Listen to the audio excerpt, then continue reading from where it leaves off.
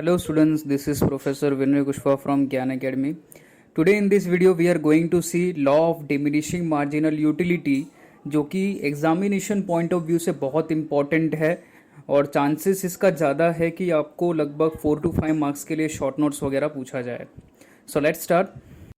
This law was first proposed by professor Gossen. Later पूरा detail में study professor Alfred Marshall ने किया, जो कि अपने बुक में प्रिंसिपल ऑफ इकोनॉमिक्स 1890 में जो पब्लिश हुआ था उसमें पूरा detail law of diminishing marginal utility को एक्सप्लेन किया गया है. कंज्यूमर के बिहेवियर को अंडरस्टैंड करना और उसको किस तरीके से एप्लीकेबल करना ये law of diminishing marginal utility में बताया गया है. So let's start with the statement of law.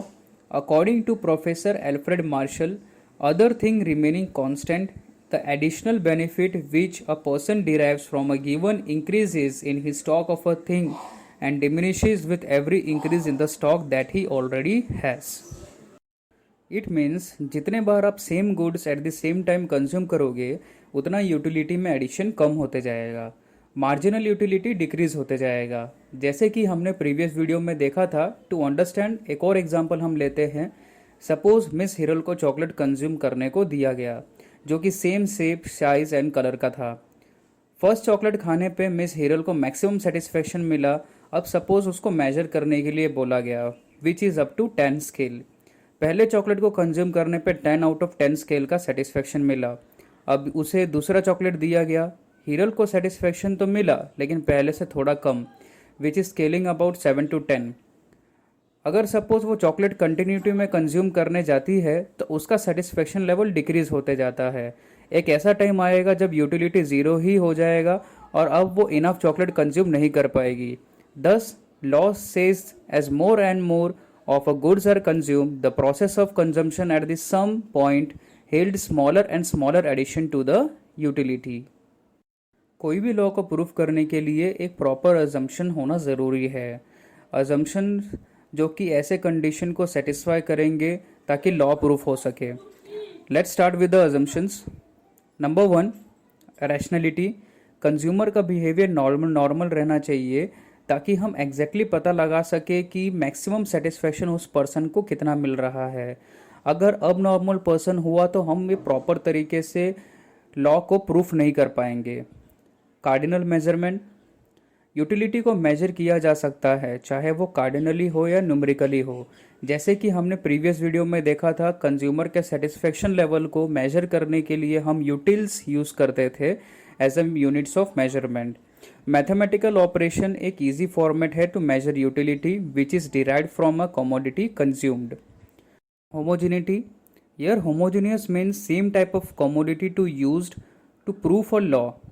जैसे कि commodity same shape, size, colour, taste etcetera का होना चाहिए. अगर डिफरेंट टाइप ऑफ कमोडिटी को यूज़ किया जाए तो यूटिलिटी को मेजर नहीं किया जा सकता. जैसे पहला आइसक्रीम कंज्यूम किया गया जो कि स्ट्रॉबेरी फ्लेवर का था, लेकिन दूसरा आइसक्रीम कंज्यूम करने पे वो चॉकलेट फ्लेवर का था. तो ये दोनों फ्लेवर्स है वो दोनों डिफरेंट है. तो लॉ को प्रूफ करने के लिए आप ये दो अलग अलग प्रोडक्ट का यूज़ आप नहीं कर सकते. आपका सेम टेस्ट होना चाहिए. Next, continuity. आप जो भी कमोडिटी यूज़ करते हो उसका कंटिन्यूशन होना चाहिए. आप गैप नहीं ले सकते, प्रॉपर मेजरमेंट नहीं हो पाएगा. जैसे कि आपने आइसक्रीम कंज्यूम किया मॉर्निंग में और दूसरा आइसक्रीम कंज्यूम किया इवनिंग में, तो ये एक लंबा गैप हो गया. तो इस तरीके से आप लॉ को प्रूफ नहीं कर सकते, क्योंकि आप देखने जाए तो दोनों टाइम आपको हायर सेटिस्फेक्शन ही मिलेगा. Now the next point is reasonability. जब आप प्रोडक्ट यूज़ करते हो तो उसका सेम साइज़ होना चाहिए, ना ही ज़्यादा बड़ा ना ही ज़्यादा छोटा. मीन्स कि अगर सपोज़ आप किसी पर्सन को स्पून में पानी पिला रहे हो तो उसका यूटिलिटी इंक्रीज़ होते ही जाएगा. अगर सपोज़ आप उसको ग्लास में वाटर देते हो तो उसका यूटिलिटी धीरे धीरे डिक्रीज़ होते जाएगा. लेकिन अगर आप स्पून में देते हो तो वो इंक्रीज़ होते जाएगा. तो ये प्रॉपर तरीका नहीं होगा यूटिलिटी को मेजर करने के लिए. एक सूटेबल एंड प्रॉपर क्वांटिटी होना ज़रूरी है, तभी लॉ आप प्रूफ कर पाओगे. Next is consistency. Factor like income, taste, habit, choices, likes, dislike of a consumer should remain constant. Consumer का बिहेवियर कंसिस्टेंट होना चाहिए, ये जितने भी फैक्टर्स है उसके लिए। Next, divisibility. कमोडिटी का डिवीजन भी कर सकते हैं लॉ को प्रूव करने के लिए, बट वो डिवीजन प्रॉपर और इक्वल फॉर्म में होना चाहिए। Next, single bond. A commodity can satisfy the single want of a person. The law assumes an experience of a single want which is completely stable at a given point of time. एक he want means एक ही type का product आपको use करना पड़ेगा, ऐसा नहीं होना चाहिए कि आप दूसरा प्रोडक्ट भी उस टाइम पे कंज्यूम कर रहे हो। अब हम देखने वाले हैं टेबल। सो यहाँ पे 3 कॉलम हमने बनाए हैं। Units of commodity x, total utility, marginal utility. Total utility और मार्जिनल यूटिलिटी को यूटिल्स में मेजर किया गया है। सपोज प्रोडक्ट 1 कंज्यूम किया गया तो टोटल यूटिलिटी 20, मार्जिनल यूटिलिटी भी 20 रहेगा। लेकिन जैसे ही आप सेकेंड प्रोडक्ट कंज्यूम करने जाओगे तो टोटल यूटिलिटी 20 से 36 हो जाएगा, मीन्स इंक्रीज हो रहा है। अब मार्जिनल यूटिलिटी कैसे निकालना है, तो जैसे हमने फॉर्मूला में देखा था TUN minus 1। So 36 minus 20 which is 16। तो आप देख पा रहे हो पहले यूटिलिटी कितना था 20, अब यूटिलिटी कितना है 16, मीन्स ये मार्जिनल यूटिलिटी डिक्रीज हो रहा है। टोटल यूटिलिटी भी इंक्रीज हो रहा है लेकिन वो डिक्रीजिंग फॉर्मेट में जा रहा है, इट मीन्स डिमिनिशिंग फॉर्मेट में।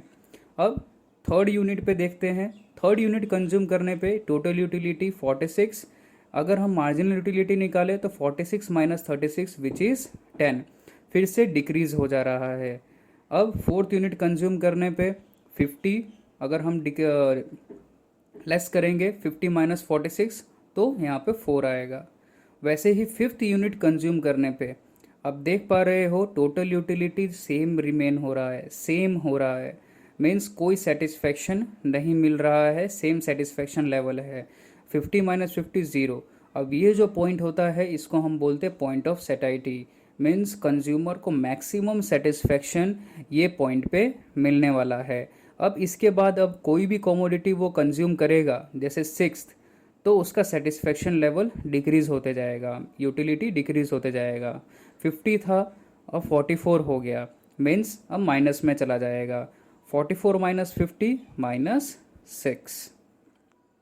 Now we are going to see law of diminishing marginal utility graph. So let's start. X axis में यूनिट रहेगा, वाई एक्सिस में मार्जिनल यूटिलिटी, और जो कर्व हम ड्रॉ करने वाले हैं which is MU curve with slope downward from left to right.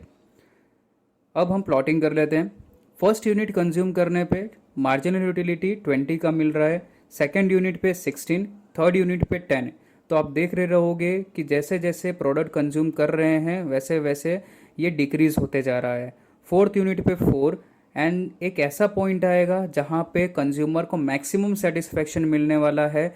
जैसे ही वो फिफ्थ प्रोडक्ट कंज्यूम करेगा तो उसका यूटिलिटी 0 हो जाएगा। अब ये जो 0 को हम बोलेंगे point of सेटाइटी, which consumer will get maximum satisfaction bye consuming this product.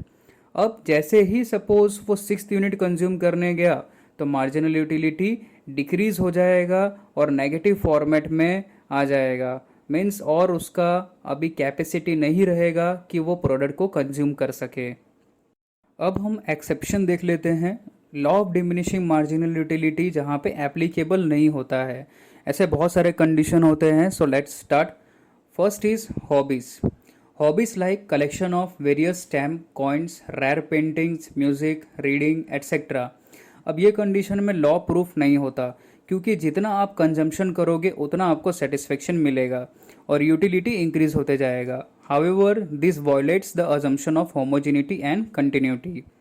Next, माइजर, जिनको हम हिंदी में कंजूस बोलते हैं, जो कमाते ज़्यादा है और खर्च कम करते हैं। ऐसे कंडीशन में every additional rupee gives him more and more satisfaction. However this situation ignore the assumption of rationality.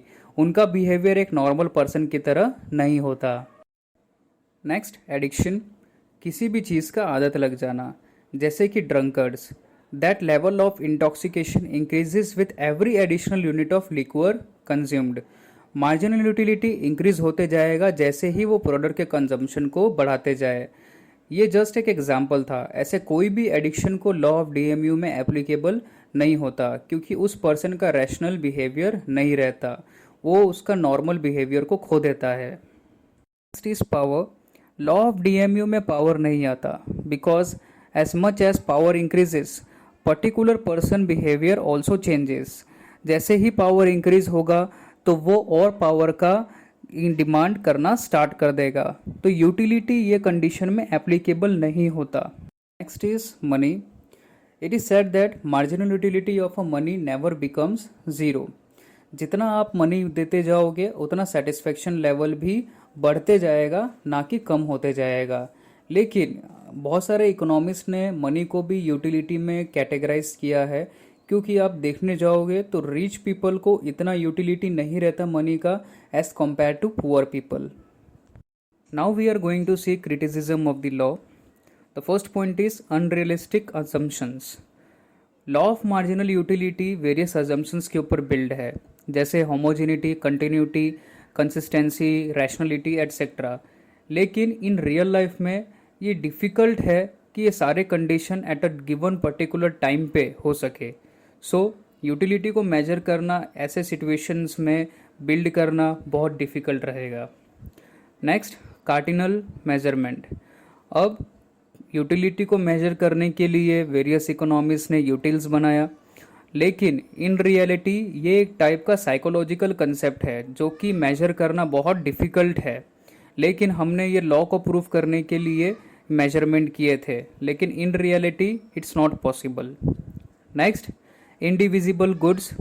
अभी ऐसे बहुत सारे गुड्स है जिनका डिवाइड नहीं किया जा सकता, जैसे रेफ्रिजरेटर हो गया, कार हो गया, आपको सिंगल यूनिट में ही खरीदना पड़ेगा और उसका सेटिस्फेक्शन लेवल मेजर करना पड़ेगा। तो ऐसे गुड्स है जिनका डिवीजन नहीं हो सकता, उनका यूटिलिटी भी मेजर करना डिफ़िकल्ट रहेगा। Constant marginal utility of money. The law assumes that MU of each unit of money remain constant, लेकिन इन रियलिटी ये सीधी सी बात है, पर्सन टू पर्सन डिफर करता है। अब ये डिपेंड करता है changes in price, stock of money etcetera पे। Next, a single bond. Law is restricted to the satisfaction of single bond at a point of time. अभी कोई भी कंज्यूमर डायरेक्टली कोई भी प्रोडक्ट को कंज्यूम नहीं करेगा, एक पर्टिकुलर टाइम रहेगा तभी वो कंज्यूम कर पाएगा और तब उसको सेटिस्फेक्शन मिलेगा। सिंगल पॉइंट ऑफ टाइम पे वो लगातार वो प्रोडक्ट को कंज्यूम नहीं करेगा, तो in reality this is not possible. अब हम देखने वाले हैं importance of the law. Number 1 is usefulness to the consumer. सबसे इम्पोर्टेंट पार्ट आता है कंज्यूमर को बिहेवियर को अंडरस्टैंड करना और उनको अवेयर करना, किस तरीके से मैक्सिमम यूटिलिटी वो गेन कर पाए विद द लिमिटेड रिसोर्सेस, और अपने कंजम्पशन को किस तरीके से वो डाइवर्सिफाई कर पाए। तो ये लॉ आपको उस तरीके का गाइडेंस प्रोवाइड करता है। Next, useful to the government. Government को अपने various types of policies such as progressive tax policy, trade policy, pricing policy, taxation build करना, ये सारे चीज़ों के अंदर गवर्नमेंट को हेल्प करता है law of diminishing marginal utility. Next, basis of paradox of values. ऐसे बहुत सारे गुड्स हैं जिनका वैल्यू बहुत ज़्यादा रहता है लेकिन यूज़ बहुत कम होता है, जैसे कि गोल्ड, डायमंड्स एटसेट्रा। ऐसे बहुत सारे गुड्स हैं जिनका वैल्यू कम होता है लेकिन यूज़ बहुत ज़्यादा होता है, जैसे एयर, वाटर, सनशाइन। तो law of diminishing marginal utility आपको इस तरीके से अंडरस्टैंड करवाता है कि किसका वैल्यू ज़्यादा है और आपको किस तरीके से मैक्सिमम सेटिस्फेक्शन ये पर्टिकुलर गुड्स को कंज्यूम करने पे मिलेगा। Next, basis of law of demand. The law of demand is based on the diminishing marginal utility. अब लॉ ऑफ डिमांड किसके ऊपर डिपेंड करता है? प्राइस के ऊपर। जब भी प्राइस इंक्रीज होगा तो डिमांड डिक्रीज होगा और प्राइस डिक्रीज होगा तो डिमांड इंक्रीज होगा। So when a consumer purchase more and more unit of goods it marginal utility steadily declines, और एडिशनल यूनिट वो पर्टिकुलर कमोडिटी का बाय करने की कोशिश करेगा जब प्राइस लो हो। I hope you understand this topic. If you like this video, then do press the like and don't forget to subscribe our channel Gyan Academy for the further updates. Thank you.